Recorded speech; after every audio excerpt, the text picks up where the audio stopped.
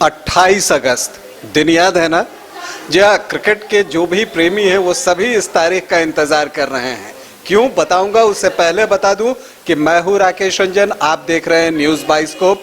हमारे साथ है हमारे सहयोगी प्रोजेश। 28 तारीख का इंतजार तो सब कर रहे हैं। जी बिल्कुल, जिस तरह से काफ़ी दिनों बाद भारत और पाकिस्तान का मुकाबला एशिया कप में होने वाला है, तो इस मैच का हर खेल प्रेमी को इंतजार रहता है, चाहे भारत पाकिस्तान के वो दर्शक रहे न रहे। पूरे विश्व के जो क्रिकेट प्रेमी रहते हैं इस मैच का बेसब्री से इंतजार करते हैं, और वही दिन है 28 अगस्त। और सबसे खास बात प्रोजेश ये कि 28 को तो भारत पाकिस्तान का मैच है ही, और फिर जब सुपर 4 का मैच होगा तो हो सकता है कि फिर एक मुलाकात हो जाए। जी, और ये तो काफ़ी बड़ी खुशखबरी रहेगी हर खेल प्रेमी के लिए, क्योंकि भारत और पाकिस्तान का मैच कुछ कारणों से फिलहाल रुका हुआ है, और लोग चाहते हैं कि ज़्यादा से ज़्यादा भारत और पाकिस्तान का मैच देखने को मिले। तो ये प्रोजेश बता दें कि अब जब ये मैच बन रहा है तो इसे लेकर एक मोमेंटम भी बनने लगा है। न सिर्फ दोनों देशों के खिलाड़ी, अब कई जगह से इस मैच पर चर्चाएं शुरू हो गई हैं। मैच शुरू होने से पहले ही एक हाइप है यहाँ पर, और दोनों देश के खिलाड़ी भी इसके बारे में बोल रहे हैं। शाहिद अफरीदी जो कि पाकिस्तान के पूर्व खिलाड़ी हैं, उन्होंने भी बड़ी बात कही है, तंज कसा है भारतीय टीम पर। और पहली बात तो उन्होंने कही कि इस एशिया कप में पाकिस्तान की टीम की संभावनाएं ज़्यादा है, हम जीतेंगे। और तो इस बात से आप कहाँ तक सहमत हैं कि पाकिस्तान जीत ही जाएगा? हालिया मुकाबले में पाकिस्तान टीम का प्रदर्शन काफ़ी अच्छा रहा है। काफ़ी नए खिलाड़ी जो आए हैं वो काफ़ी अच्छा प्रदर्शन कर रहे हैं, लेकिन पाकिस्तान जीत ही जाएगा ये कहना बिल्कुल बेमानी होगी, क्योंकि भारतीय टीम भी अभी हाल के दिनों में काफ़ी अच्छा परफॉर्मेंस दिखाई है। तो इस लिहाज से कह सकते हैं कि मामला बहुत कांटे का होगा। लेकिन अगर कोई खिलाड़ी कहता है कि नहीं पाकिस्तान की टीम जीत जाएगी, ये तो बिल्कुल गलत बात लगती है, क्योंकि भारतीय टीम किसी भी कीमत पर ये नहीं चाहेंगे कि पाकिस्तान को वॉकओवर दे दिया जाए, कि पाकिस्तान नहीं, वो वॉकओवर तो प्रोजेश मिलना भी नहीं है। ये शाहिद अफरीदी की ख्वाहिश हो सकती है। अब ये कितना सच होगा ये तो वक्त बताएगा। लेकिन जो उन्होंने तंज कसा है, और इसके पीछे उनका कहना है कि भारतीय खिलाड़ी, ज्यादातर खिलाड़ी फॉर्म में नहीं है। तो उनका इशारा तो आप समझ रहे हैं कि किन किन की तरफ है। बिल्कुल, सबसे बड़ा नाम विराट कोहली फॉर्म में नहीं है, और विराट कोहली पाकिस्तान के अगेंस्ट में काफ़ी अच्छा परफॉर्मेंस करते रहे हैं। लेकिन क्या पता कि विराट इसी मैच से वापस फॉर्म में आ जाए और शाहिद अफरीदी की बात वहीं पर झूठा साबित हो जाए। हाँ, क्योंकि शाहिद अफरीदी ये भूल रहे हैं कि जो फॉर्म होता है ना वो टेम्परेरी होता है, और क्लास जो होता है ना वो परमानेंट होता है। और इसमें तो किसी को शक नहीं है, शायद शाहिद अफरीदी को भी नहीं होगा कि विराट कोहली क्लास हैं। तो पाकिस्तान इसे हल्के में लेने के लिए तो सोचे ही नहीं, और बल्कि मुझे तो लगता है कि भारत का पलड़ा ज़्यादा भारी है। क्योंकि अगर हम दोनों टीमों की तुलना करने जाएं प्रोजेश, तो उनके अगर हम टॉप ऑर्डर की बात करते हैं तो टॉप ऑर्डर में आपको बाबर है, रिजवान है, फखर जमा है, शुरू के 3 खिलाड़ी यहाँ पर है। यहीं पर पेनिट्रेट करना है इंडियन टीम को, क्योंकि फिर उसके बाद उनका जो मिडिल ऑर्डर है ना वो बिल्कुल एक्सपोज हो जाएगा, क्योंकि उसमें कोई बहुत अनुभवी खिलाड़ी नहीं है। चाहे हैदर अली की बात कर ले, आसिफ की बात कर ले, तो वो अनुभव वहाँ पर मिसिंग है। तो भारतीय टीम वहां पर घुस सकती है, और फिर उसके बाद अगर एक बार शुरू के 1-2 विकेट निकल गए तो पाकिस्तान के लिए आसान नहीं होगा। तो ये समझना कि हाँ उनके खिलाड़ी फॉर्म में हैं, और उनका ये कहना कि उनका कोई भी खिलाड़ी मैच जिता देगा, ये थोड़ा सा सुन के अजीब लग रहा है। ऐसा भी नहीं है। और भारतीय टीम ने खास करके एशिया कप की हम बात कर लें, एशिया कप पाकिस्तान 2 बार शायद जीता है, और वो भी 50 ओवर्स के फॉर्मेट में जीता है। लेकिन इस बार 2020 के फॉर्मेट में एशिया कप हो रहा है। तो आपकी बात करें कि एशिया कप में भारत का प्रदर्शन हमेशा बेहतर रहा है। अगर हम पहले एशिया कप से बात करें तब रवि शास्त्री कप्तान होकर गए थे, उस वक्त भी भारतीय टीम एशिया कप जीत कर लौटी थी। तो एशिया कप में भारत का प्रदर्शन अगर हम इतिहास पे जाएं तो भारत का बेहतर रहा है। तो ऐसा भी नहीं है कि पाकिस्तान टीम के लिए कोई केक वॉक हो जाएगा। जहां तक हम अगर भारतीय टीम पर आते हैं, बात करते हैं, जैसे विराट के लिए ये बिल्कुल मुफीद वक्त होगा और बिल्कुल सही वक्त होगा कि वो फॉर्म में वापसी करें, क्योंकि जितनी आलोचनाएं हुई है ना ब्रजेश विराट कोहली की, अगर इस एक मैच में 28 अगस्त को अगर विराट स्कोर कर देते हैं, वो सारी चीजें, बीती हुई बातें सब इतिहास हो जाएंगी और फिर वही विराट विराट विराट। और मैं ये भी जानता हूं कि उस एक पारी से विराट का कॉन्फिडेंस सारा लौट कर भी आ जाएगा और फिर भारत का पलड़ा आगे के मैचों में भी बहुत भारी हो जाएगा। तो विराट को लेकर मैं बहुत चिंतित नहीं हूं। दूसरी बात, अगर वो अन्य खिलाड़ियों की बात करें तो रोहित शर्मा रेगुलर स्कोर कर ही रहे हैं, कुछ एक मैचों में नहीं होता, तो ये हर खिलाड़ी के साथ होता है। केएल राहुल की वापसी हो रही है लंबे समय के बाद, लेकिन ये याद रखना होगा कि केएल राहुल भी क्लास हैं, केएल राहुल भी क्लास हैं। तो भारत के जो टॉप 3 हैं वो क्लास हैं। नंबर 4 पे अगर सूर्य कुमार यादव आते हैं तो 360 डिग्री में अगर कुछ और डिग्री जुड़ सकता ना, तो वो भी जोड़ दिया जाना चाहिए था। क्यों?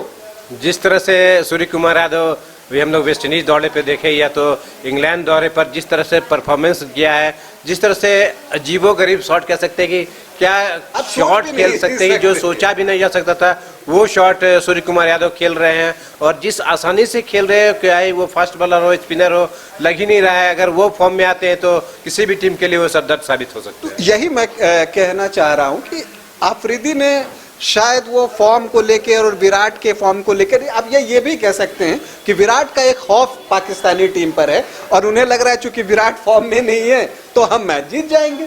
तो ऐसा नहीं है जो उन्होंने कहा ना कि उनका कोई भी खिलाड़ी मैच जिता सकता है, नहीं, भारत का कोई भी खिलाड़ी मैच जिता सकता है।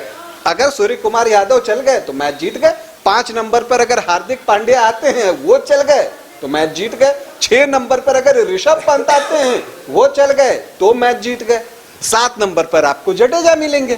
तो इस तरह से आप देखें तो भारत के जो बैटिंग लाइनअप है, माफ कीजिएगा, मैं अपने प्लेइंग 11 में अभी दिनेश कार्तिक और दीपक हुड्डा को बाहर रख के चल रहा हूं, क्योंकि मुझे लगता है कि बेस्ट 11 के साथ जाना चाहिए।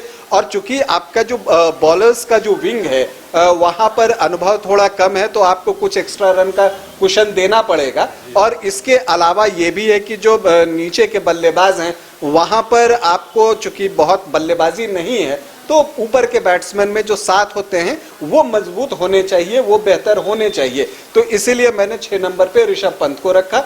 और इसमें आप बैटिंग ऑर्डर में चेंज कर सकते हैं, क्योंकि आप देख रहे हैं कि भारतीय टीम का कोई भी खिलाड़ी कहीं भी जाकर खेल सकता है, तो ये कोई बड़ी डील नहीं है। तो 7 पे वो आ जाए, 8 पे तो मैं अनुभव के साथ जाना चाहूंगा, रविचंद्रन अश्विन हो, ठीक है, 8 पे अश्विन होने चाहिए। और इसके बाद जो आपको 2 तेज गेंदबाज होना चाहिए, चूंकि हार्दिक आपको तीसरे तेज गेंदबाज के बदले में काम कर ही जाएंगे, तो 2 तेज गेंदबाज, उसमें से एक तो भुवनेश्वर कुमार और मुझे लगता है एक अर्शदीप, तो ये 2 तेज गेंदबाज। और इसके बाद युजवेंद्र चहल, तो 11 मुझे तो लगता है कि यही होना चाहिए। और अगर ये 11 होता है, और जो शाहिद अफरीदी को ये लग रहा है ना कि भारत की गेंदबाजी जो है वो कमजोर है, अनुभवहीन है, मानता हूं कि बुमराह के नहीं रहने से भारत की गेंदबाजी कमजोर हुई है।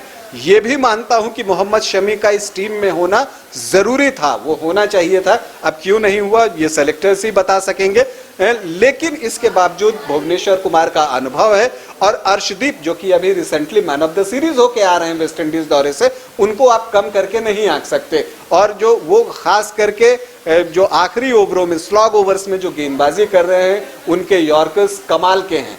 तो पाकिस्तान के लिए ये आसान नहीं होने वाला है। और जो उनको अनुभव गेंदबाजी में कम दिख रहा है ना, उनको सिर्फ लग रहा है भुवी और यूजी हैं वहां पर, यही चहल, यही 2 हैं, तो वो भूल जा रहे हैं कि अश्विन भी हैं, वो भूल जा रहे हैं कि जडेजा भी हैं। और कितने अनुभवी हैं ये बताने के लिए शायद शाहिद अफरीदी को रिकॉर्ड बुक खोलना चाहिए एक बार और देखना चाहिए कि इन लोगों ने जितने T20 और जितना अनुभव इनके पास है, उसका आधा भी उनके बहुत सारे खिलाड़ियों के पास नहीं होगा।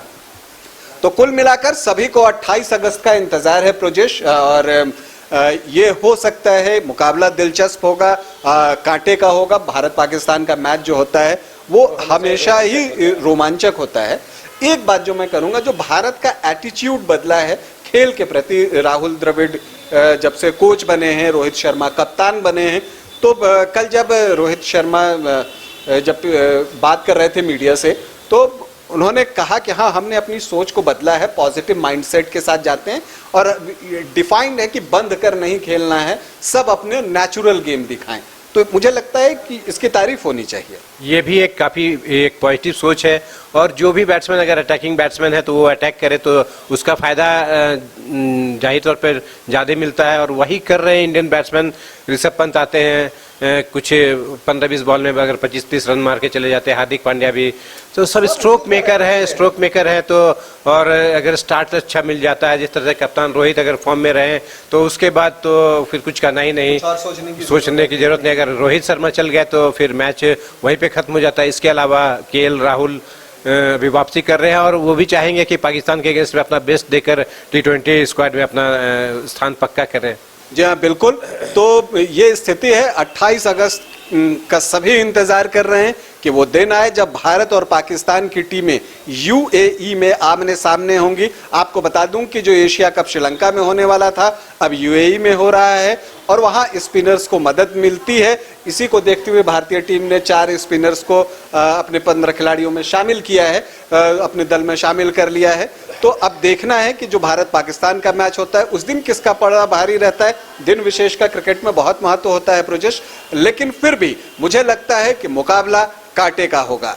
तो 28 अगस्त का इंतजार है, लेकिन इस बीच और भी जो इस मैच को लेकर या एशिया कप को लेकर जो भी डेवलपमेंट होंगी, साइड स्टोरीज आएंगी, वो लेकर हम आपके पास आते रहेंगे। बस देखते रहिए न्यूज़ बाइस्कोप। नमस्कार।